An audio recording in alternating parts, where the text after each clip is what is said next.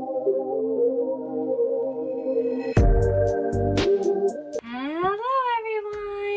Welcome back, and if you're new here, hi, hello, welcome. My name is Zoe, and this is my channel, Ms. Manga, where I talk a lot about, you guessed it, manga. It seems redundant when my channel name is Ms. Manga, but I still feel like I should say it regardless. Anyway, it is the end of March. Can you believe it? Another month gone in 2023. And with it, we had some new Volume 1 releases. I sadly was only able to get 3. I did get one other one, but it is a BL. It's this one. I'll just put a picture because that's easier than grabbing it. And it's only 2 volumes, and I just really want to binge it when they both come out, so I'm saving that one. But otherwise, I was supposed to get 2 more new releases that didn't come in time. They should be here next Monday, but that's April, so that'll be in my April haul. And I was so busy, I didn't go to the manga store and make impulse purchases or anything. So I only have 3 new Volume 1 releases from March, but I hope you still enjoy and want to hear me talk about them. So let's get into it. All right, first up we have The Villainess Stands the Heroes, playing the antagonist to support her faves. Such a mouthful, and if you couldn't guess with the super long title, this is a reincarnated villainous isekai story. Who would have thunk it that I would pick up one of these? So obviously I really am into the reincarnated villainous tropes. I've been buying basically all the ones that are being released that I find that I haven't already bought.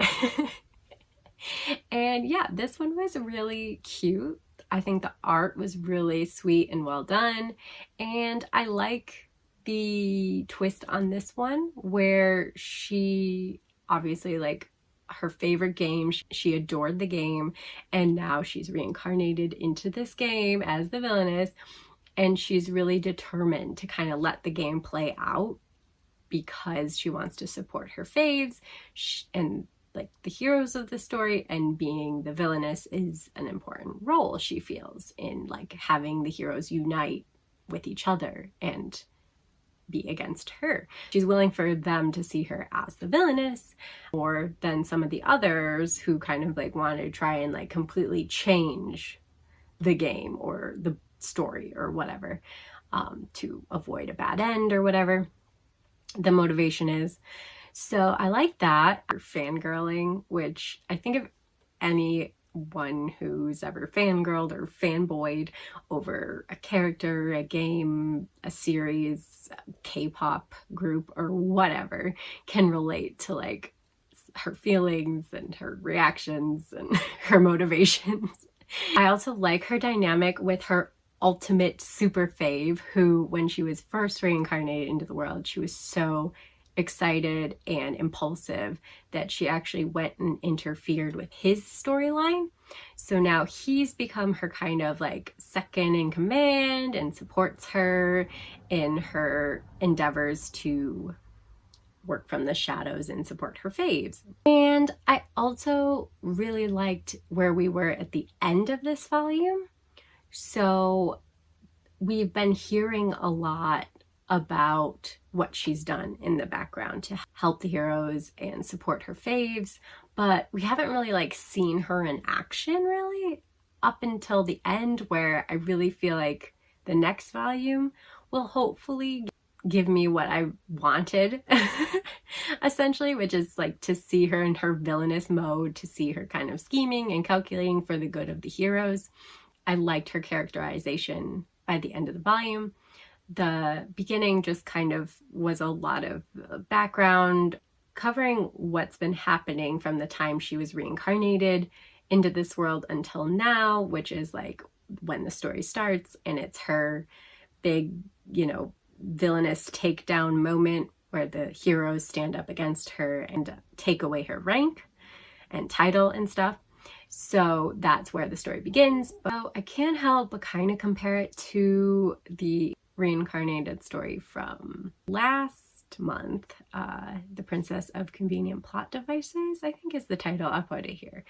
I would say after reading both of them, I was a little bit more interested in the Convenient Plot Devices. Not saying this one is bad by any means. I still really enjoyed this one. But it's so hard when they're coming out with so many back to back like this that like not to compare them in my head. But still, I think this is a really sweet read so far, and I'm looking forward to the next volume. Next up, I read The Eccentric Doctor of the Moon Kingdom.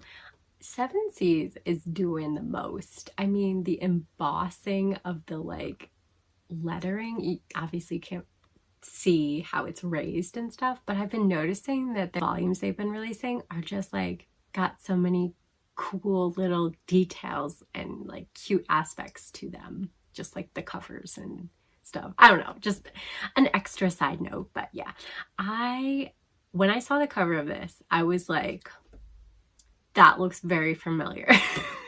And it was. I had read some of this online years ago. I didn't really remember much at all, but I did remember the like setup, which is that this prince is wandering around, seems to be on some kind of secret mission, and his attendant slash bodyguard gets hurt. And he happens to be near a village with rumors of this kind of prominent doctor. So he tracks down, asks people where the doctor is, and when he gets to where the doctor lives, he finds Koyo.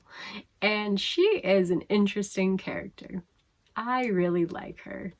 I'm probably butchering her name, by the way. But what we come to find out is that she's never really practiced as a doctor per se, but has been watching her father do these kind of surgeries and medicine that isn't really widely known in this place. So yeah, so that's interesting, that she was just watching him and like picked this all up and can apply it.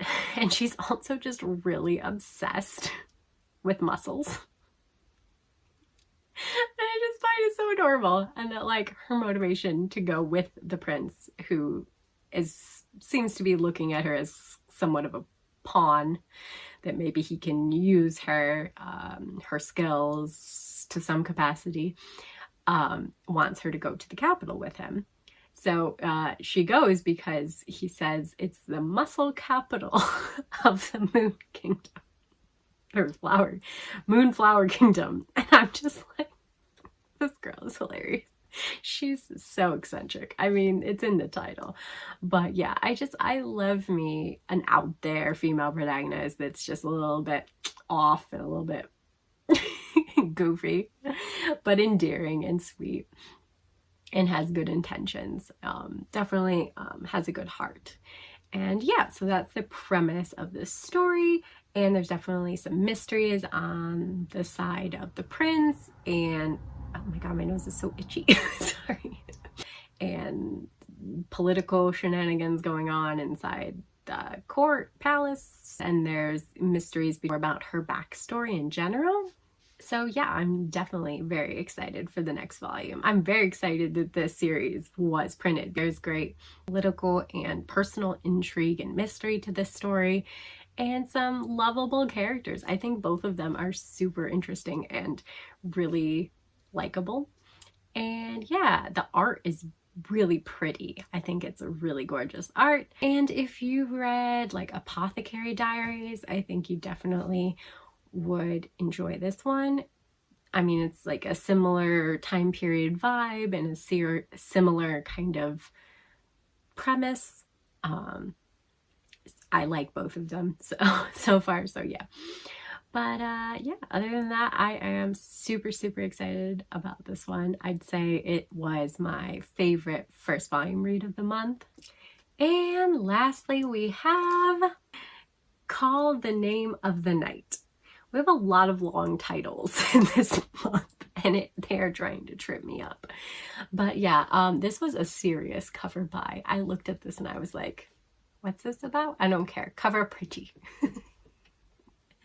But yeah, the story is about this young girl, Mira, who has an unusual condition that turns everything around her to night when she's anxious or scared or overwhelmed. So it seems that her parents have kind of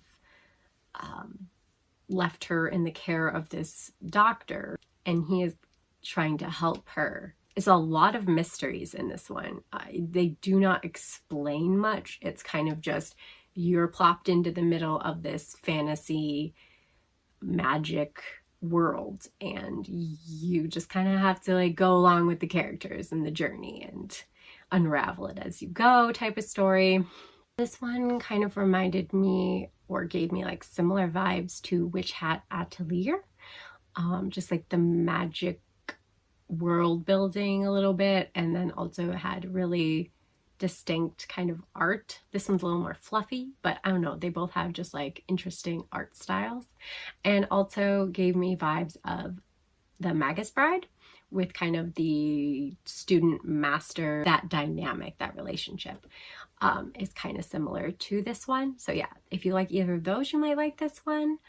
I like a good fantasy magic series, and this one is definitely interesting. Like I said, it kind of just plops you in the middle of the story with not a lot of world building or explanations around what is this infliction of hers, what are the ramifications, how bad can it be. Like at the same time that it seems to be very dangerous, it doesn't seem that dangerous.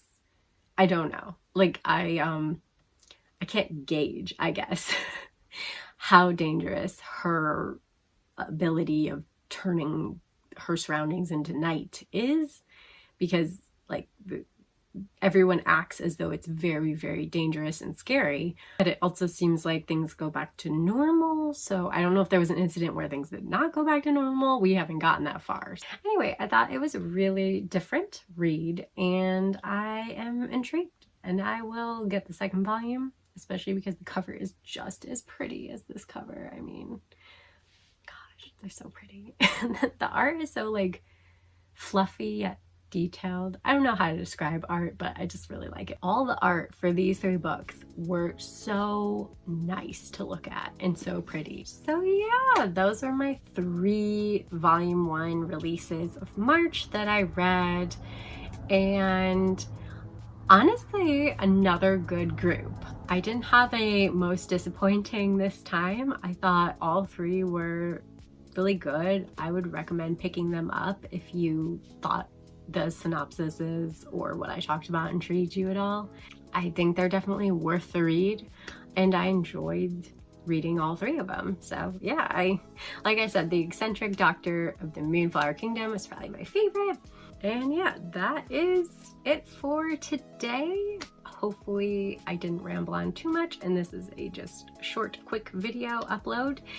A little precursor before my March wrap-up video, which will be next Monday. I cannot believe March is over and it's gonna be April. Like, it's crazy. But yeah, I hope to see you on Monday for that video. And until next time,